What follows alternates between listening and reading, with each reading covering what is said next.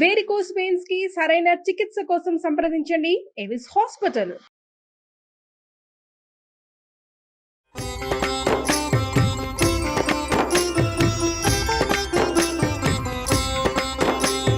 నమస్కారం. విష్ణు పురాణం తరువాయి భాగంలోకి వచ్చాం. ఈ భాగాలలో విశేషంగా గురువు అధ్యయనం, గురువు దగ్గరికి ఎట్లా వెళ్ళాలి, గురువుని ఎట్లా సెలెక్ట్ చేసుకోవాలి, గురువుగారికి ఏ ఏ లక్షణాలు ఉండాలి, జితేంద్రియుడిగా ఉండాలి, ఇలా చాలా విషయాలు చెప్పారండి. ఇక్కడంతా ఆశ్రమ ధర్మాలు, అంటే వర్ణాశ్రమ ధర్మాలు, ముందు వర్ణాలు చెప్పారు. అంటే ఏ జాతి వాళ్ళు ఎలా ప్రవర్తించాలి అనేది ముందు భాగంలో చెప్పి, ఈ భాగంలో మాత్రం ఆశ్రమ ధర్మాలు, అంటే మనం గృహస్థాశ్రమంలో ఉన్నప్పుడు ముందు బ్రహ్మచారిగా ఉన్నప్పుడు ఎట్లా ప్రవర్తించాలి, గృహస్థుగా ఉన్నప్పుడు ఎట్లా ప్రవర్తించాలి, వానప్రస్థం తీసుకుంటే ఎట్లాగా, ఒకవేళ మనం సన్యాసాశ్రమం స్వీకరిస్తే సన్యాసి ఎలా ఉండాలి అనేది చాలా బహువిధమైన విషయాల్ని చర్చ చేశారండి. ఇంత చర్చ మనకి ఈ కాలానికి అవసరం లేదని అనిపించింది నాకు. కానీ ప్రత్యేకంగానట ఇది చూడండి, సంప్రదాయానుసారం ఉపనయనం అయిన తర్వాత, అంటే బ్రాహ్మణ విద్యార్థులు, బ్రాహ్మణ క్షత్రియ వైశ్య విద్యార్థులు ఉపనయనం జరిగిన తర్వాత ఒక గురువు దగ్గరికి వెళ్ళి కొంతకాలం చదువుకోవాలి. ఆ తర్వాత 4వ జాతి వాళ్ళు, చతుర్థ వర్ణం వాళ్ళు మాత్రం తండ్రులు లేదా తాతల దగ్గర విద్యను అభ్యసించాలి. మేనమామలు, మాతామహుల ఇళ్లల్లో కూడా విద్యను అభ్యసించవచ్చు అని విష్ణు పురాణం చెప్తోంది మనకి. దీనికి గురువు జితేంద్రియుడిగా ఉండాలి, ఆయనకు గోత్రనామాలు చెప్పి పాదాభివందనం చేయాలి. గురువు దగ్గర ఉన్నప్పుడు మనకి ఇప్పుడు ఎలా అయింది, అంతా కాలేజీలు వ్యవహారాలు కదండి. కాలేజీల్లో కూడా మనం హాస్టల్స్కి పంపించేటప్పుడు చెప్తాం పిల్లలకి, ఇలా ఉండాలి, అలా ఉండాలి, బట్టలు జాడి చారేసుకో, జాగ్రత్తగా పెట్టుకో, నీ వస్తువులు జాగ్రత్తగా పెట్టు, తిండి పదార్థాలు ఇస్తే జాగ్రత్తగా ఉండు, ఎవరితో కొట్లాడిపోక, ఇలా చెప్పుకోవాల్సే వస్తుంది. పాతకాలపు విద్య విధానం చూడండి. స్నానం, సంధ్య, జపం మానకుండా ప్రాతः సమయాల్లో అగ్నికార్యం చేస్తూ వేదం నేర్చుకోవాలి. గురువు ఇష్టానుసారం ప్రవర్తించు, గురువుగారు ఏది చెప్తే అది వినాలి. తర్వాత ఫలాలు, పుష్పాలు, పత్రాలు, జలము, సమిధలు, దుంపలు లాంటివి గురువు ఏం చేయమంటే ఆ పని చేసి పెట్టాలి తప్పకుండా.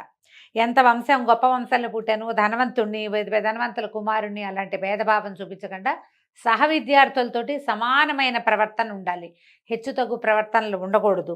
బ్రహ్మచర్యం పాటించాలి. గురుదక్షిణని యథాశక్తి సమర్పించి ఆయన అనుజ్ఞను పొంది తర్వాత గృహస్థు అవ్వాలి. ఈ బ్రహ్మచర్యాశ్రమంలో ఉండగా విద్యార్థి దశని ఎంత సజావుగా చేయాలో ఈ విష్ణు పురాణం చాలా స్పష్టంగా వివరంగా చెప్తుంది. ఇది చూడండి ఎంత బాగా చెప్పారంటే, ఒకవేళ ధర్మ మార్గాన పెద్దవాళ్ళు అయ్యాకనమాట ధనం ఆర్జిస్తూ శక్త్యానుసారంగా గృహస్థ ధర్మాలు పాటిస్తూ గుణవంతులైన కొడుకులకు తండ్రి అయి పితృ రుణాన్ని, యజ్ఞాలు చేసే దేవ రుణాన్ని, అధ్యయనం చేత ఋషి రుణాన్ని, బలిదానముల చేత భూత రుణాన్ని తీర్చుకుంటూ సర్వులని ఆదరిస్తూ ప్రశాంత చిత్తుడై ప్రవర్తించాలి. వేదవ్యాసుల తండ్రి అయినటువంటి పరాశర మహర్షి తన శిష్యుడైన మైత్రేయుడికి సాధారణంగా ఒక మానవుడు ఏ ధర్మంలో పుడితే ఆ ధర్మానుచరణ ఎలా చేయాలో ఈ విష్ణు పురాణంలో వివరంగా చెప్తారండి. విష్ణు పురాణం అన్ని పురాణాలకి మొదటిదని, దీని నుంచే అన్నీ పుట్టాయని చెప్తారు. కొన్ని కథలు ఇందులో బ్రీఫ్గా కనపడతాయి మనకి. వీటిని ఎలాబరేట్గా వివరంగా చెప్పబడినవి తర్వాత పురాణాల్లో కనిపిస్తుంది.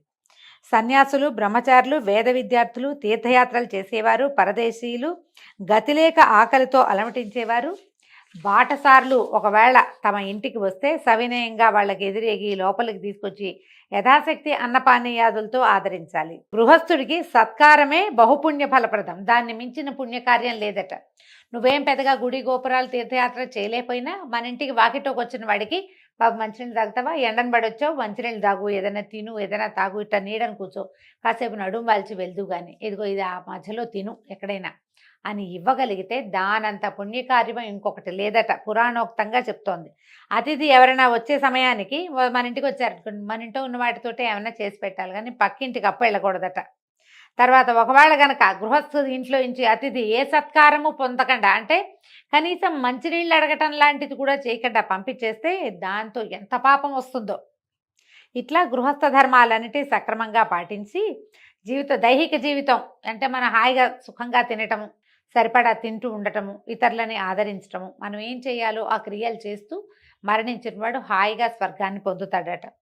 గుణవంతులైన పుత్రులు, ఒకవేళ సంతానం ఉంటే వాళ్ళకి విద్యాబుద్ధులు, వాళ్ళకి రెక్కలు వచ్చేదాకా వాడిని పోషించి వాడికి ఏదైనా నేర్పించి చేయాలట తప్పకుండా. గృహస్థ ధర్మాలు వాళ్ళకి బోధించి వీళ్ళు భార్యతో సహా గృహస్థు వనవాసం అవ్వాలి. ఆ కాలంలో ఈ వానప్రస్థాశ్రమం అనేది ఉండేదండి. వానప్రస్థం అంటే అదే వనవాసిగా ఈ ఇల్లు వాకిలి ఈ పాలు తోడు పెట్టుకోవడం, కుక్కల్ని పెంచడం, మనవరాళ్ళని ఎత్తుకోవడం, బంగారాలు వెండి చేర్చటము, ఈ వ్యవహారాలు ఏం లేవు. ఏదుందో ఆ ఇల్లు వాకిలి ఆ పిల్లలకు అప్పచెప్పడం, బయటికి వెళ్ళిపోవటం. అప్పుడు 3 సంధ్యల్లోనూ హాయిగా పళ్ళు కాయలు తింటూ నేల మీదే నిద్రిస్తూ దైవ పూజ, దేవ ఋషి పితృతర్పణాలు సక్రమంగా చేస్తూ ఉండటాన్ని వానప్రస్థం అంటారు. కొంతకాలానికి క్రమంగా అక్కడే వాళ్ళు వెళ్ళిపోవటం.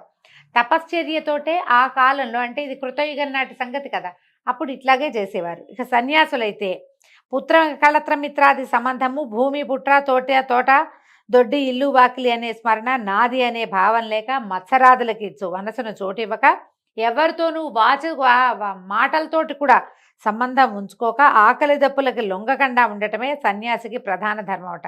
అందరితోటి మాట్లాడాలి, కోపావేశాలకి వాటికి లోనవ్వకూడదు, ప్రధానంగా ఉండాలని చెప్తారు. ఒక్కొక్కళ్ళకి ఒక్కొక్క రకాల ఇవి పెట్టారండి. ప్రతి వాళ్ళు ఈ రకమైన కులాచారాన్ని పద్ధతిని పాటించాలి. ఇవి మన దగ్గరికి ఎట్లా వస్తాయి అంటే, మామూలుగా సంసారాల్లో మన తాత ఎట్లా ఉన్నాడో తండ్రి ఎట్లా ఉన్నాడో మనం ఎట్లా ఉన్నామో మన పిల్లలు అలాగే ఇంచుమించుగా ఉంటారు. విధానాలు ఏవో చిన్నవి కాలానుగుణంగా మారినా, ఇప్పుడు మనకి కాలానుగుణం ఏంటంటే తాతలు ఉన్నట్టు తండ్రులు లేరు, తండ్రులు ఉన్నట్టు కొడుకులు ఉండట్లేదు. ఇక మనవల సంగతి అడగనే అక్కర్లేదు. ఒక్కోసారి మనవలే లేని పరిస్థితులు కూడా ఈ రోజున దాపురిచ్చాయి. కానీ పాతకాలంలో అట్లా ఉండేది కాదు. తాత తండ్రుల విధానాన్ని తప్పనిసరిగా పాటించే కాలం ఉండేది ఆ రోజుల్లో. అయితే వీళ్ళు చెప్తున్నారు, ఏ విషయమైనా ప్రతి వాళ్ళకి అన్నమాట ఇది. ఏ సమయమైనా ఎక్కువగా మాట్లాడకూడదు, కోపతాపాలకి లోపమోహాలకి గురి కాకూడదు, ఎట్టి పరిస్థితుల్లోనూ కళ్ళలాడకూడదు, అబద్ధాలు ఆడద్దు, ఎదుటివారికి వినడానికి కష్టమైనా సరే నిజాన్నే చెప్పాలట. ఇదందరికీ నేను అన్ని జాతుల వాళ్ళకి. దూషణ భాషలు ఆడకూడదు, పగలు ఎన్నుకోరాదు, అంటే ప్రత్యేకంగా పగ పెంచుకోవటం అలాంటివి చేయకూడదు. ఒంటెని వాహనంగా ఉంచుకునేవాళ్ళు కాదట ఆ రోజుల్లో.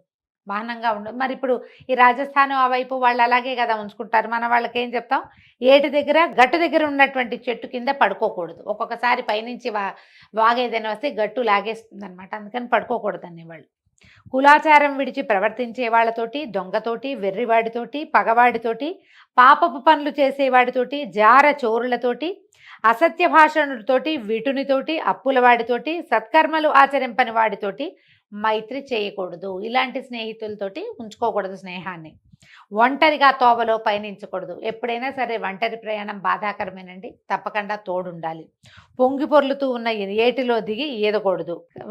ఇలాంటివి కొన్ని ప్రత్యేకంగా చెప్పారు. మాటికి బిగ్గరగా నవ్వడము, పళ్ళు కొరకటము, అనరాని మాటలాడటము, విచ్చలవిడిగా తుమ్మటము, అంటే తుమ్ము వచ్చినప్పుడు నువ్వు మొహానికి చెయ్యి అడ్డం పెట్టుకోకుండా తుమ్మటం, కానీ ఎంతసేపు తలగోక్కోవటం, ఇవన్నీ దుష్టచేష్టలు. మంచి బాడీ లాంగ్వేజ్ బాగుండదన్నమాట, అవి చేయకూడదు అనేవాళ్ళు. పుల్లలు విరవటము, పగబట్టి పైవారితోటి మాట్లాడటము, వడివడిగా ఎంతసేపు పరిగెడుతూ ఉండటం, గోటితో గోర్లు ఇట్లా తీసుకుంటాం, అది అసలు మంచిది కాదు, చేయకూడదు అంటున్నారు. ఇక ఎన్ని రకాలోనండి ఇలాంటివి. ఎవరు లేని ఇంటి యందు ఎవరు లేని చోట ఉండకూడదు. ఇప్పుడు కూడా చూడండి, ఎక్కడైనా సరే ఖాళీగా ఉన్న ప్రదేశాల్లో ఒకటే ఇల్లుంది, ఎవ్వరు లేరు, కప్పుకున్న ఆ ఇంట్లోకి వెళ్తే ఏ ప్రమాదమో వస్తుంది, వెళ్ళకూడదు. ఆడపిల్లల్ని ఎక్కడికైనా పిలిస్తే, అమ్మాయిలు వెళ్ళిపోతున్నారు, ఇవాళ పిలుస్తాడు ఎవడో, రమ్మంటారు, వీళ్ళు అక్కడికి వెళ్తారు, అక్కడ ఏదో జరగకూడదు జరుగుతుంది. పొరపాటును కూడా ఒంటరిగా ఉన్న మగవారిని కలవకూడదు అని రాస్తున్నారు. ఇది విష్ణు పురాణంలోనే చెప్పబడింది చూడండి. ఎవరు లేని ఇంటి యందు ఎవరు లేని చోట ఉండకూడదు. గురువు, బ్రాహ్మణుడు, దేవ విగ్రహం ఎదురైతే తల ఉంచుకోవాలట, దానికి ఎదురుగా వెళ్ళకూడదు, కొంచెం పక్కగా వెళ్ళాలంటున్నారు. కొన్ని ప్రత్యేకమైనవి, హోమ భస్మాన్ని, ముళ్ళు, మలము, తెగిపడిన కేశాలు, ఎముకలు, ఎంగిలి, స్నానానంతరం తడిసి ఉన్న నేల, వాటిని ముట్టుకోకూడదు. వాటన్నిట్లలోనూ బ్యాక్టీరియా ఉంటుందండి, అందుకని అది మంచిది కాదంటారు. జుట్టు విరబోసుకుని రాత్రివేళ వీధి గుమ్మల్లో నుంచోకూడదు. సరైన వస్త్రాలు, ఒంటి నిండా వస్త్రాలు లేకుండా ఇంట్లోంచి బయటికి వెళ్ళకూడదు.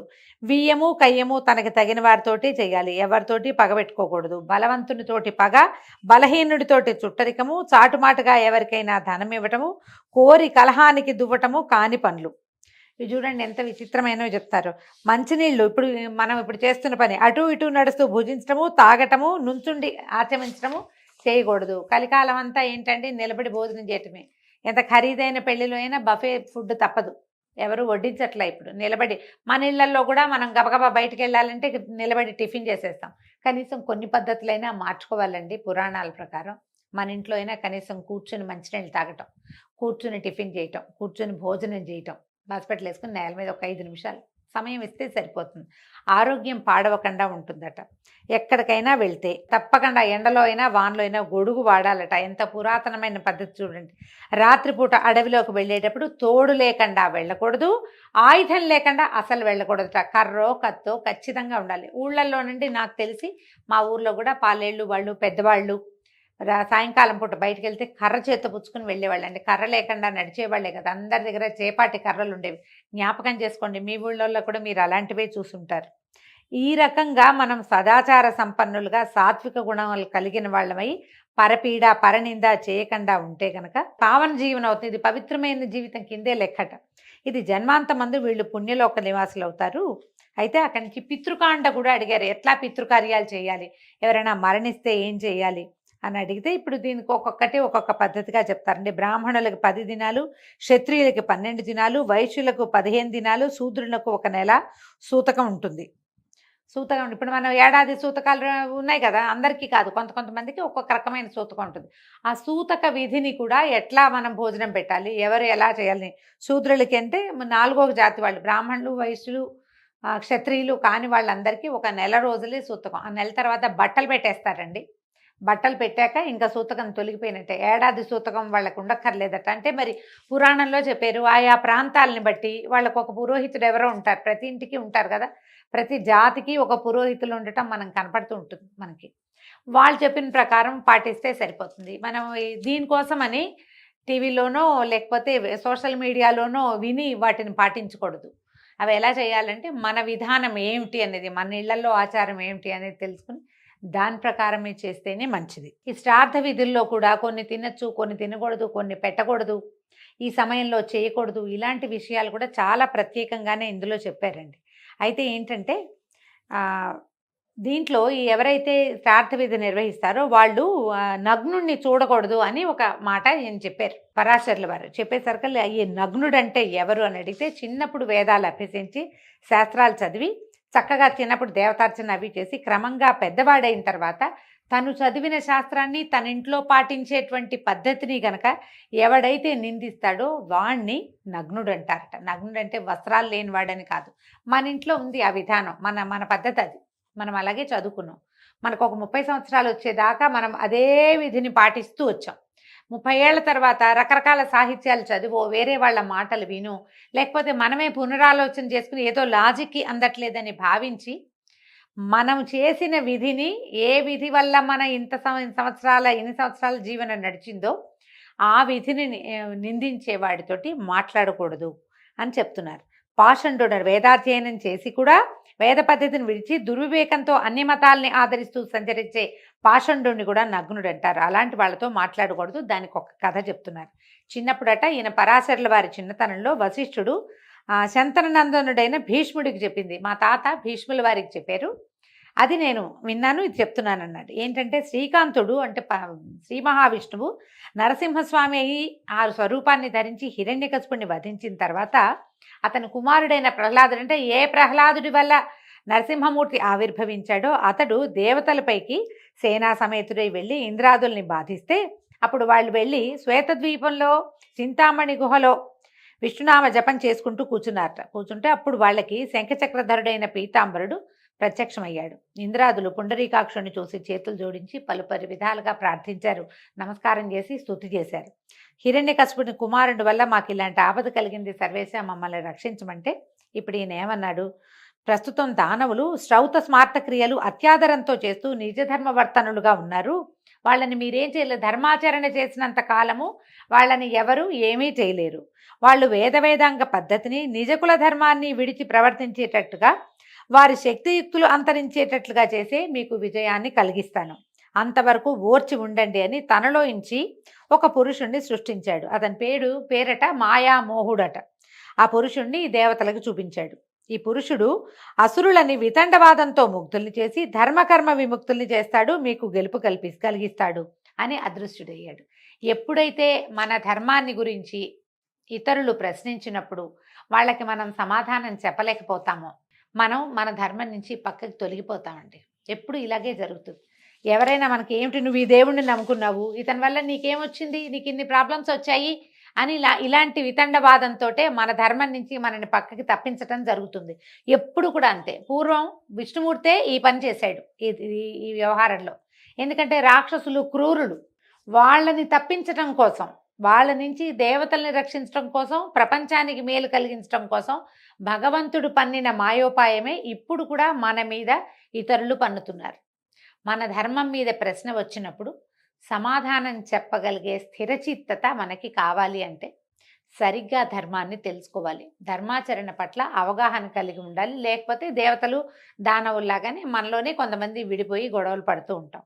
ఇంద్రాదులు ఏం చేశారట, ఆ పురుషుడిని తమ నివాసానికి తీసుకుపోయారు.